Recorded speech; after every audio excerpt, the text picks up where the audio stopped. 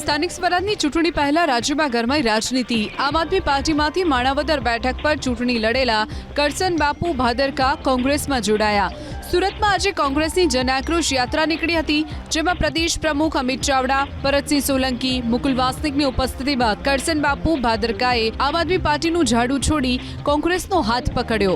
અમિત ચાવડાએ ખેસ પહેરાવીને કરસન બાપુનું પક્ષમાં સ્વાગત કર્યું। કોંગ્રેસમાં જોડાતા કરસન બાપુએ આમ આદમી પાર્ટી અને ભાજપ પર જોરદાર શાબ્દિક પ્રહારો પણ કર્યા।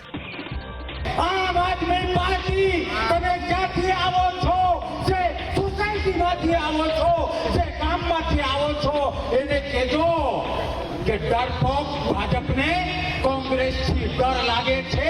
એટલા માટે